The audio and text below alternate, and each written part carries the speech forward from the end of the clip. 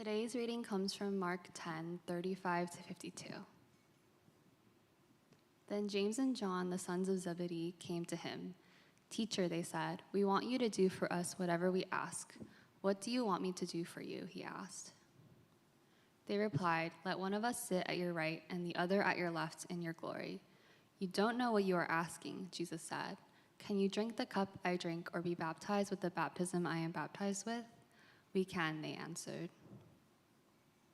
Jesus said to them, "You will drink the cup I drink and be baptized with the baptism I am baptized with, but to sit at my right or left is not for me to grant. These places belong to those for whom they have been prepared." When the 10 heard about this, they became indignant with James and John.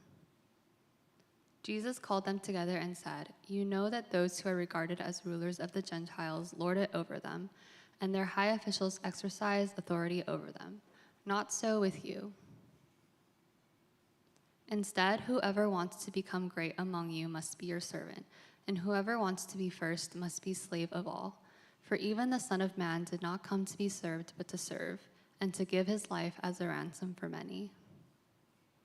Then they came to Jericho. As Jesus and his disciples, together with a large crowd, were leaving the city, a blind man, Bartimaeus, which means son of Timaeus, was sitting by the roadside begging.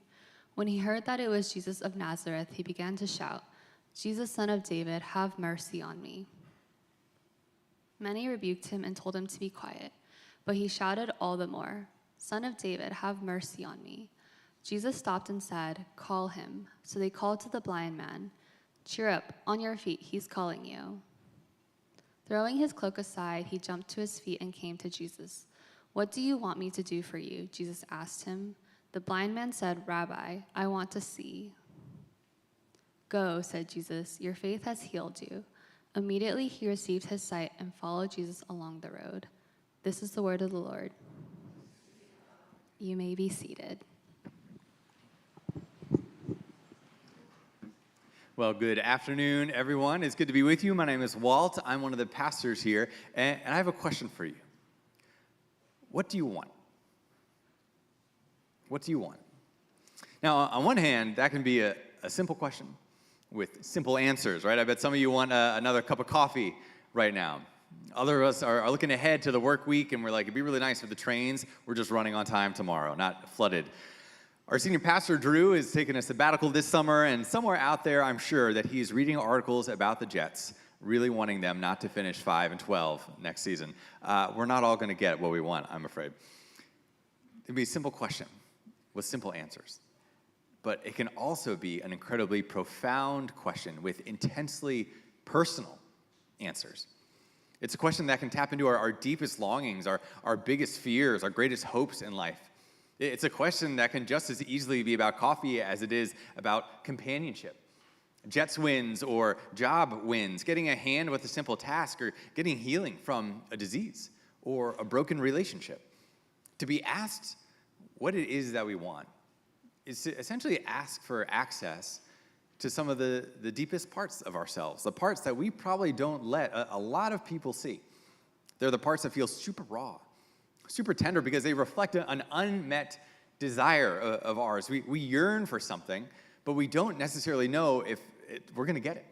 And with that can come a whole host of complex and difficult emotions like fear, sadness, jealousy, grief, confusion, and more. What do you want? For some of us, we know exactly how we would answer that question, even if we wouldn't share it out loud. But for others of us, we might need a minute, right? It wouldn't matter if it's a simple answer or a complex one. It can be kind of hard to put a finger on what exactly it is that we want. Now, I can't tell you the number of times that I've gotten, dagger eyes from my wife, Jen, when we're getting ready to go out, and she says, "Oh, where do you want to go for dinner?" And I'm like, I don't know. Where do you want to go? And she says, "No, I want to know where you want to go." And I'm like, I don't understand the question. I'm just here for a good time. And it's frustrating for her because she wants to know what I want. And when I can't really answer, it can create a little bit of tension, right? Some of you might totally get where I'm coming from. Others of you are squarely Team Jen on this one. I get it. It's hard sometimes to understand what it is that we want. Sometimes we have a hard time putting words to it, but other times it can be difficult to distinguish what it is that we want versus what other people want for our lives. Perhaps we've had parents who have had a really strong hand in steering the course of our lives, right? Where we went to school, what kind of career we pursued, what defined success. It's always been super clear what they wanted, but what we wanted, trickier, right? Or perhaps we find ourselves swept up in the currents of the culture. This is what a good life looks like. This is what is desirable based on the leaders we admire or the influencers that we follow. And so our wants or desires are shaped by a view of a life that we are told we should aspire to.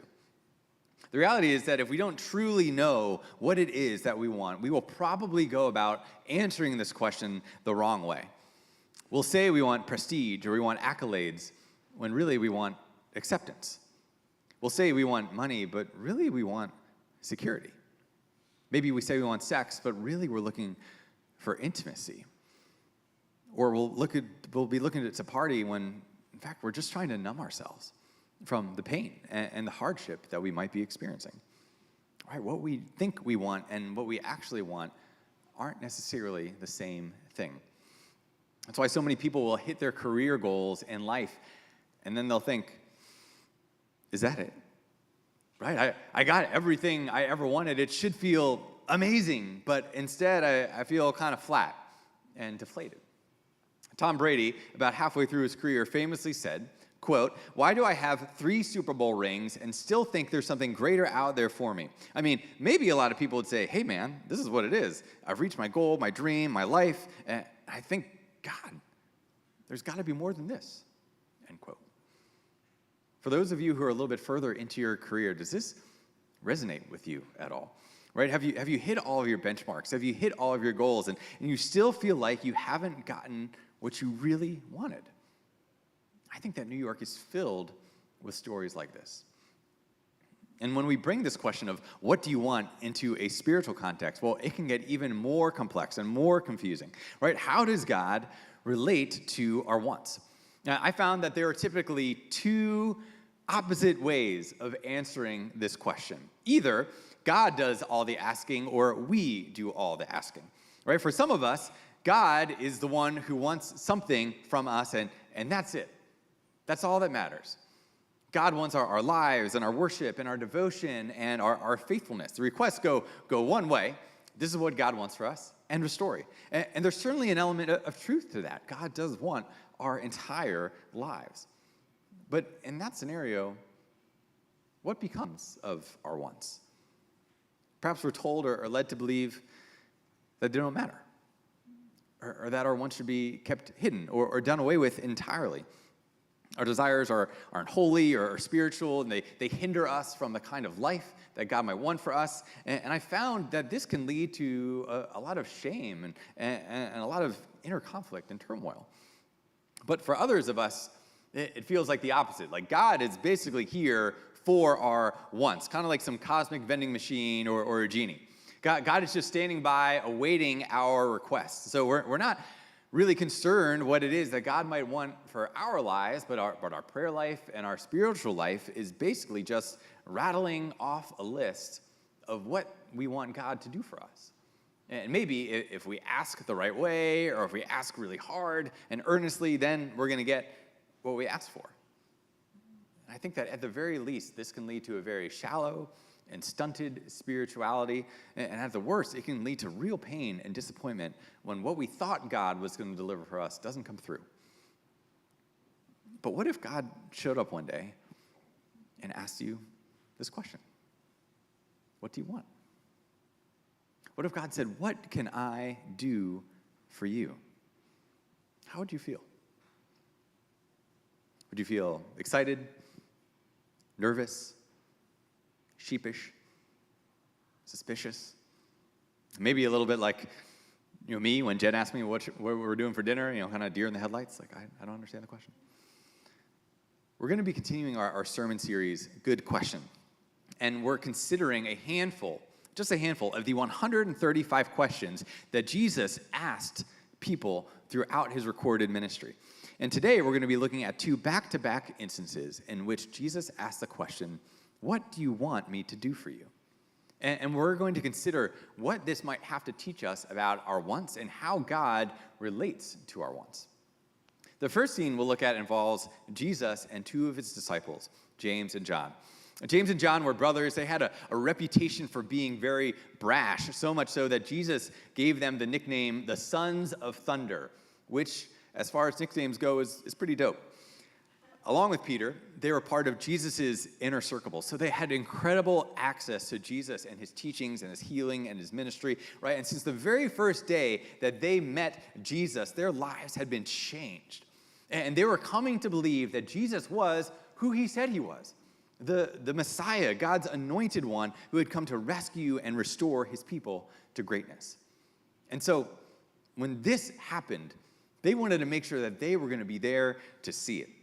So they came up to Jesus and they said, "Teacher, we want you to do for us whatever it is we ask."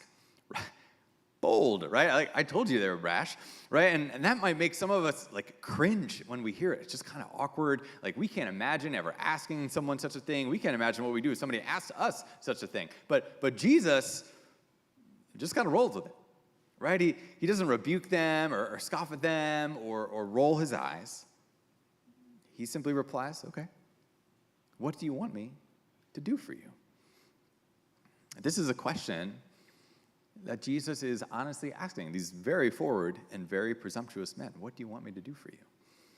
And here's how the rest of the conversation goes.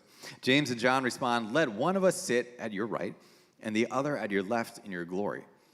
"You don't know what you're asking," Jesus said. "Can you drink the cup I drink or be baptized with the baptism I am baptized with?" "We can," they answered. Jesus said to them, "You will drink the cup I drink and be baptized with the baptism I am baptized with. But to sit at my right or left is not for me to grant. These places belong to those for whom they have been prepared." Let's unpack this a little bit. James and John want to be great. They want the status, they want the prestige, they want the accolades of being Jesus' top two guys, right? When Jesus wins, which in their minds means when he topples the Roman and restores the Jewish people to glory, they want to be right there. They want to be like in the camera shot with Jesus, mission accomplished, and they're going to be set for the rest of their lives. But Jesus tells them, "You don't know what you're asking. Can you drink the cup I drink or be baptized with the baptism I am baptized with?" Right? James and John probably have little to no idea of what Jesus is talking about. They are wading into waters that they probably barely understand. But instead of saying, "Tell us more about this," they just nod their heads like, "Yes, we can," right? Like, at least gotta appreciate the confidence here, you know? But Jesus says, "Okay, you will drink the cup I drink and be baptized with the baptism I am baptized with, but the sit at my right or left is not for me to grant. These places belong to those for whom they have been prepared." James and John wanted to follow Jesus into glory, and they thought the best way to get there was to race for the front, to stake their claim, to ride this wave into greatness. And rather than just shut the whole conversation down and like put them in their place, Jesus entertains them. He asks additional questions that should have prompted some curiosity on their part, should have caused them to consider things differently, but they keep charging ahead. And ultimately, Jesus tells them that this is not a request that he can grant. They're not going to be able to get what they wanted from him in this way. Jumping ahead a bit, we get to another scene, another interaction with Jesus. After this conversation with James and John, Jesus and his disciples continue onward, right? At this point in their mission, Jesus is incredibly popular. He's surrounded by huge throngs and crowds of people. And as they are walking through the streets of Jericho, a blind man named Bartimaeus realizes it is Jesus who's passing by, and he begins to cry out, "Jesus, Son of David, have mercy on me." And people begin to tell him, like, "Shut up, be quiet," right? But he ignores them, and he cries out even louder, "Son of David, have mercy on me." And Jesus hears him and says, "Bring him over." And when Bartimaeus arrives before Jesus, Jesus says to him the exact same thing that he says to James and John. "What do you want me to do for you?" And Bartimaeus says to Jesus, "I want to see." Jesus says, "Go, your faith has healed you." And immediately he received his sight and began to follow Jesus along the road. Right? Bartimaeus didn't want prestige or power. Bartimaeus simply wanted to see. More than that, it was who he wanted to see, right? He wanted to see Jesus. He wanted to follow Jesus. He wanted to be part of this movement of healing and hope and reconciliation. James and John were looking out for themselves, but Bartimaeus was looking out for Jesus. The gospel writer Mark puts in this subtle but significant detail. He tells us that Bartimaeus threw his cloak aside as he approached Jesus. Right? Think about this for a second. Blind Bart was a poor beggar. This was probably his only real possession, his only thing of value that he would use to keep warm or to sit on or to take shelter in or to collect his coins with, right? Throwing it aside is super risky. These are incredibly crowded streets. People aren't exactly looking out for him, right? Like, you might be kissing this thing goodbye. But for Bartimaeus, Jesus is worth it.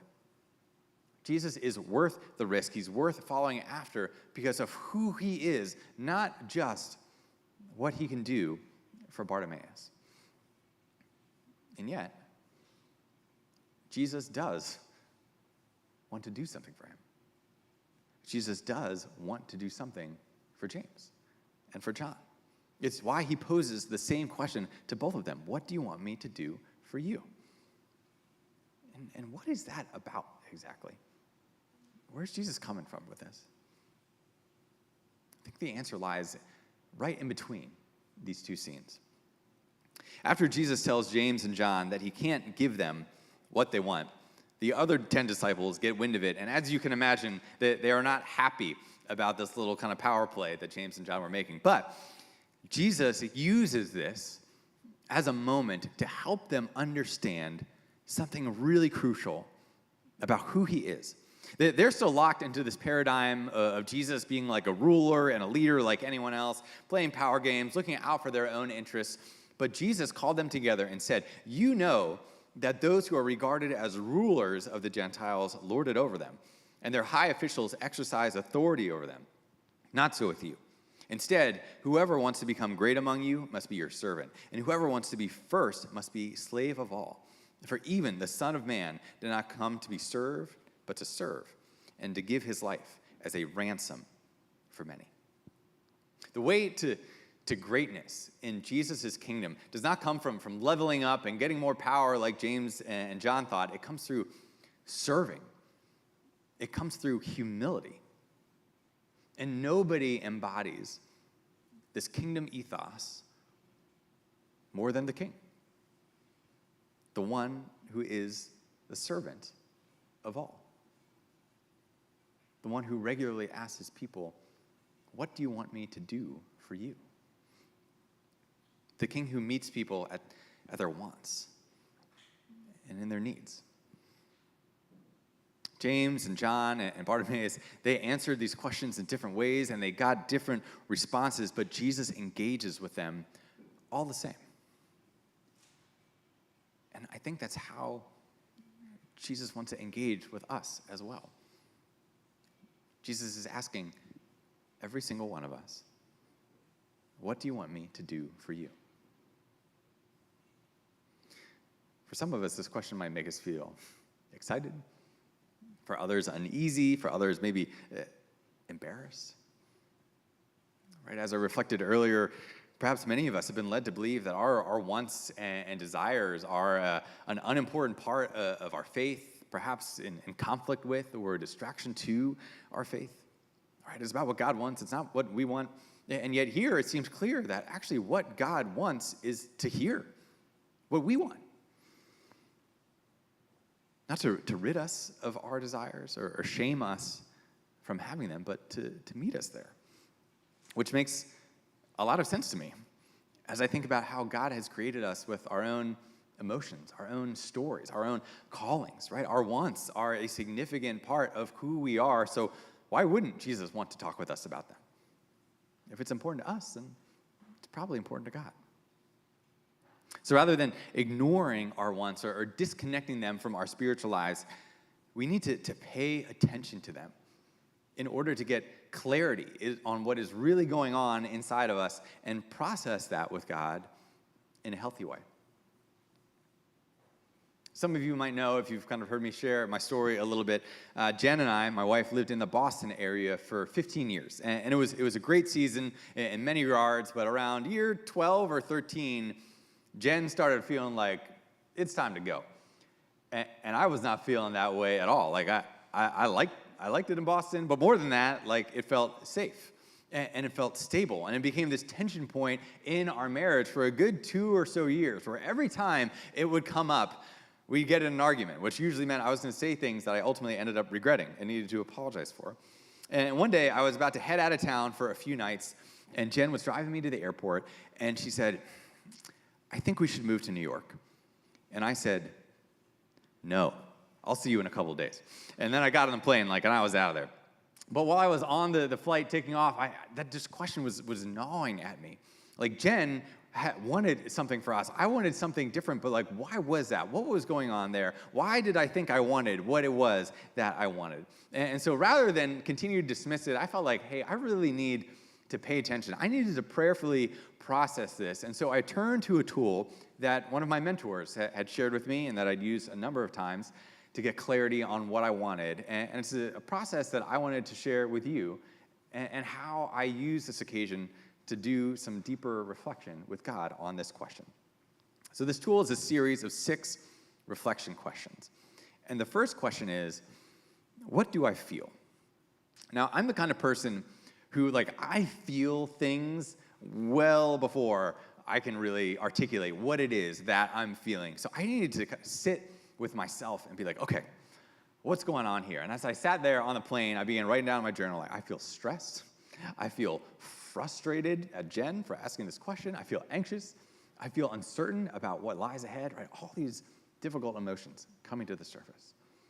The second question is, what do I want?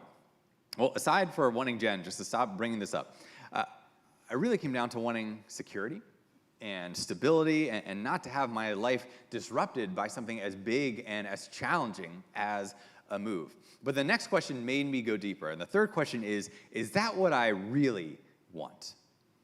That's a tough one, because that one makes me actually have to be really honest with myself. Is that really what I want? Sometimes the answer is yes. But in that moment, the answer was no. Sure, security, stability, comfort, all that is nice. But at the end of the day, when I sit back, I knew that what I really wanted was to be aligned with Jen and to be willing to say, okay, I'm going to trust Jesus to take care of us, wherever we are, whether it's New York or Boston or somewhere else entirely. The fourth question is, what do I fear?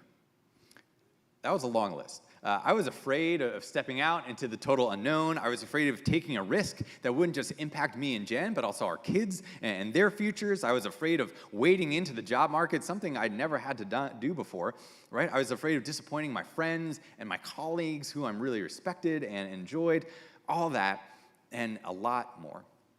And so after I had laid all of those out, I came to the fifth question. Are those fears real? Sometimes the answer to that question is no. I'm making up scenarios in my mind, I'm overreacting, I'm being uncharitable, and the fears of that particular moment aren't real. But in that moment, I looked at the list, I was like, yup, those are very legitimate fears. That felt really true. There wasn't just me overreacting. And so I felt like by wading through those questions, it helped me get clarity on what I was feeling, what I wanted, and what I was scared of. And that brought me to the sixth and final question. What is God inviting me to do with all of this? And over the next few days, I got to sit with this question, to bring these feelings and these wants and these fears to God. And I felt like God was helping me see more clearly that, yes, what I thought I wanted, security, stability, etc., that wasn't really what I wanted. Instead, God was affirming what I really wanted in terms of being united with Jen and following Jesus wherever I led. And I felt God inviting me to trust him with my fears. Did I believe that God could provide, that God would make a way? And I came home from that trip in such a different place. I could hear Jesus asking me, what do you want me to do for you? And I was able to respond with clarity and openness and trust. And God used those couple days to do some amazing work in my life. Friends, what is it that you want? What do you want Jesus to do for you? If that's a question that feels really live for you, then I would totally encourage you to steal these questions, take them, chew on them, process them with a close friend, with your partner. Invite God to help you get clarity on what's going on so that you can engage with God below the surface instead of things just kind of coming out sideways in weird ways. This process has also helped me see how so many times I can be like James and John when Jesus says to them, you don't know what you're asking. There have been so many times where I thought that thing that I wanted was exactly what I needed, and that life would be so much better if I just had that opportunity, or that's a relationship, or that success, or whatever it was. And looking back, I am so glad I didn't get what I thought I really wanted in that moment. Right? I'm so glad that God didn't answer my prayer the way I wanted him to answer that prayer in the moment, right? I just didn't know what I was asking. Maybe it's because the thing that I thought was good for me actually wasn't going to be very good for me. Maybe my motives were much more like James and John than Bartimaeus. But I could trust that in every single moment, in every single situation, Jesus wanted me to be honest with him. And that I could trust that he was going to walk with me through those wants.